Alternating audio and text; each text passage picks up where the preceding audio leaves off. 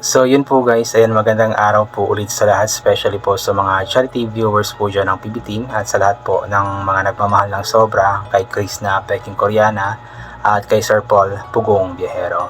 So in this video po is another topic po yung pag-uusapan po natin. Mula po ito sa post ni Chris na sa kanyang Facebook page na Chris na Mahusay V2, kung saan nga po is marami po yung natuwa, maraming natawa din dahil nga po sa pinagsuot nga po ni Chris na ang kanyang papa ng dress na para silang naging couple dress po, pare sila ng dress at bagay na bagay din po pala sa kanyang papa.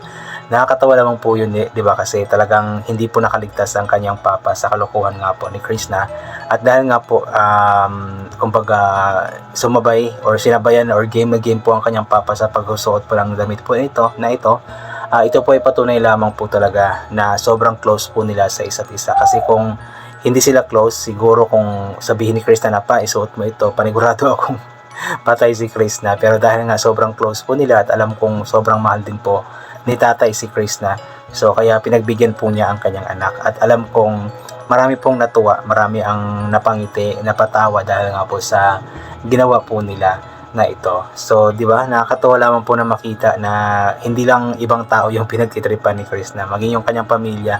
Yung alam niyo po yung pagbibiro ni Chris na sa kanyang pamilya, like binibiro po niya ang kanyang lola, binibiro po niya ang kanyang mama, ang kanyang mga kapatid, ang kanyang papa. Isang patunay po iyon na very po sila, very family oriented. Very close po sila sa isa't isa, di ba? Isang patunay po iyon. At itong pagsusuot po ng kanyang papa, isang patunay po na talagang sanggang dikit po sila ng kanyang papa. Kaya nakakatuwa lamang po na kahit nasa bukid si Chris na is nakakagawa po siya ng mga contents po na ganito na nagpapasaya nga po sa mga tao. Hindi lang kasi nagpapasaya ito sa pamilya po niya, hindi lang ito nagpapasaya kay Chris na, kundi maging tayo mga viewers po na palagi nag-aabang ng mga vlogs, mga upload po niya, mga post po niya, ay talagang nagiging masaya rin po kapag nagpo-post po siya, especially kapag ganitong mga post na hindi po natin in-expect na mangyayari nga po. Kaya yun, very good job ka Chris na, maraming salamat sa iyo kasi nga lagi mong pinapasaya kaming mga sumusuporta sa iyo.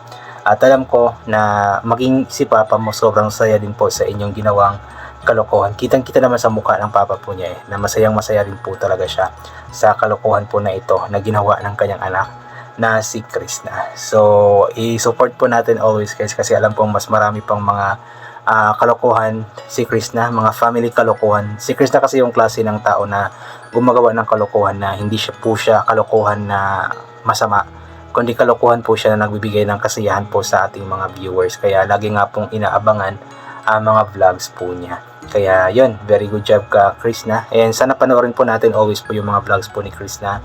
I believe meron na siyang upload din po kagabi, yung katutubo na in-interview po niya. Hindi ko pa napanood yung vlog po na iyon kasi na busy rin po ako kagabi. Sana panoorin po natin yung mga uploads po niya always.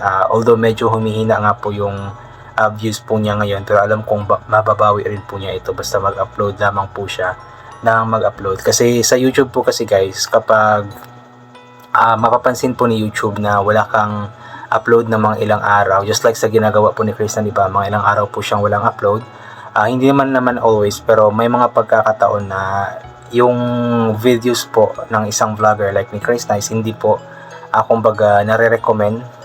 Kumbaga meron kasi siyang tinatawag na algorithm. So kapag lagi ka nag-upload, so yung algorithm is tumataas ng tumataas. Kapag tumataas naman po iyon is nare-recommend nga po ni YouTube sa newsfeed, sa iba't ibang mga viewers po yung video o yung vlog. Pero kung halimbawa walang masyadong upload, so may chance din po na bababa po yung algorithm.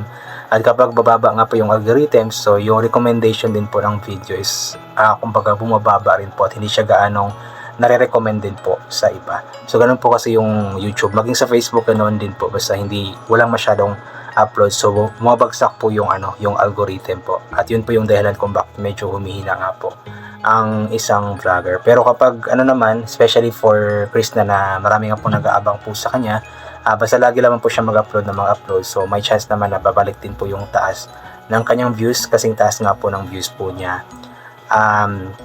dati. Ayan. So ito, babasahin po natin yung ilan po sa mga komento. Mula kay Drace Dadiahon, ayan, gusto ko yarn, sige mag-outfit check Anong nangyari sa Earth? Pati yung PB team nag-dress na ang all. Ang lakas ng trip. Sige na nga, mag-dress na tayo. Lahat mag-dress. Ang all na guys. Ayan. Resort PB team po talagang sila Sir Paul. Yung mga ang mga old PB team po talaga. Sila Derek Frankie, sila Mang Eli. Ay talagang nag-dress po talaga yan sila dati. Maging si PB team Nonoy nga kahit na hindi po niya ginagawa po iyon. Is napilitan pong mag-dress po dati. For the sake of pagpapasaya sa mga tao. So dati pa man is talagang yun na po yung trip po nila na mag-dress nga po. At hanggang ngayon is nakukuha pa rin po niya or nadadala pa rin po nila yung pag-dress po nila. At ngayon naman po itong papa naman po ni Chris na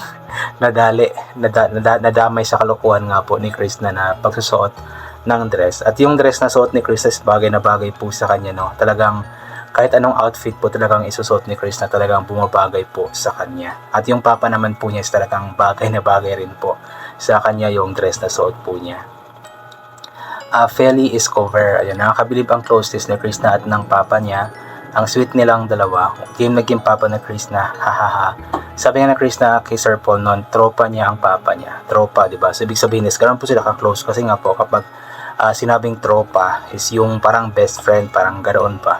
So, si Chris na yung klase ng babae or anak po kasi na, kumbaga, yung pagmamahal po niya sa kanyang pamilya, sa kanyang mga magulang is dinadaan po niya sa mga ganoong mga bagay ba. Yung parang tropa-tropa lang, kaibigan-kaibigan lang. Pero deep inside, is sobrang mahal po niya ni Chris na ang kanyang pamilya, especially ang kanyang mga magulang.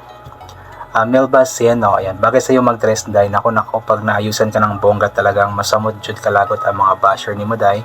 Masabuti siguro palaguton para ma-high blood, joke lang. Ayan. So, i-translate po natin kasi Bisaya po ito.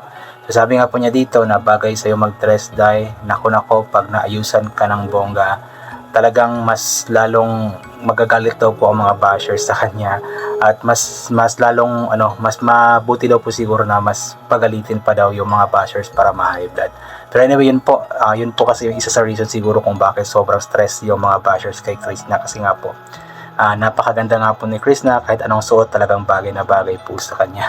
So parang parang napoprovoke sila lalo kapag may mga ganitong suot si Chris na talagang bumabagay po sa kanya. Mas lalong napoprovoke po ang pagiging basher po nila at mas lalong nambabash po sila. So ganun po yung mga taong inggit po kasi. Mary Fee Antoy, wow, tandem father and daughter sa Talahiban. Wala talagang inuurungan trabaho si Inday, Chris na mahusay Vito, mapabundok or kapatagan. Si Chris na kasi yung klase ng tao or babae na tinatawag po nating jack of all trades. So lahat ng mga bagay is kinakaya pong gawin. Yung mga bagay na hindi po niya kayang gawin is pinag-aaralan na gawin. So ganun po yung mga jack of all trades eh. Walang inuurungan, talagang abante kung abante. Trabaho kung trabaho, kahit anong trabaho man po yan. Leia Pilar Colamoste, ay wow, nagkatandem ang mag-ama. Nadali pati ang papa niya. Mabuti at supportive ng papa, bagay kayong dalawa ba? O naman po, napaka supportive po talaga ng kanyang papa. Kitang-kita naman po natin kung gaano ka-supportive po yung kanyang papa. Yung pagsusuot pa lang, yung napapayag ni Chris na si papa po niya na magsuot ng dress na ganoon, is patuloy na po yun na talagang sobrang supportive po si tatay niya o si papa po niya sa kanya. Victoria LVI, ayan, nice one day, baby loves, Chris na mahusay Vito. I love this duo, father and daughter. Tandem sa kalokohan, mag-ama nga kayo, both funny, enjoy lang habang lumalaban sa buhay, God bless you more. Ayan, talagang mag-ama po sila, mag-ama sa kalokohan. Siguro si Chris na is nagmana sa kanyang papa sa mga kalakulitan sa kalokohan, no? Baka siguro. Jean E. Datuin, hanip bagay din sa papa mo loves, mag-suit ng pambabae, damit para pinagbiyak na bunga kayo dalawa. O nga no, parang pinagbiyak na bunga nga po, parehong maganda at pogi. Ayan.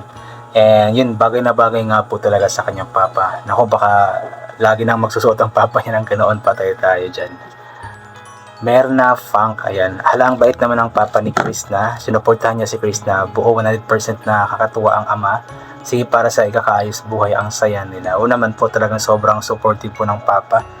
100% sumusuporta talaga sa kay Chris na. At alam naman kasi ng papa po niya na itong ginagawa po ni Chris na is para rin naman po sa kanilang buong pamilya. Kaya kahit anong trip, kahit anong kalokohan, go lang talaga si tatay. Fendong Pinduko, hi idol, ganda Chris na father and daughter tandem. Itong babaeng di mahirap mahalin, walang arte, swerte ng mga magulang mo sa'yo, kaloka ka talaga pati si papa mo pinag-dress mo. God bless you and your family, always more blessings to come. Ingat po palagi. Talagang hindi po nakawala sa kalokohan itong si papa ni Chris na, pero talagang napakaswerte po nila kay Chris na, kasi meron silang anak na ganito ba, na ginagawa po ang lahat para sa kanila at pinapasaya po sila always po sa mga ginagawa po ni Chris na. Ito naman po mula kay Jaime Solano Galliamoza. Hi Day Chris na Bibi Loves, ang saya naman ng bonding yung mag-ama, nakakatuwa at nakakaaliw tingnan. Bagay na bagay sa iyo ang dress mo, Day. Ganon din sa papa mo, haha, just enjoy yan. Bagay na bagay naman po talaga. So anyway po, hanggang dito na lamang muna itong gagawin ko na reaction video, kasi parang ang ingay po, merong something sa ano. So dito na lamang po, God bless and bye for na po.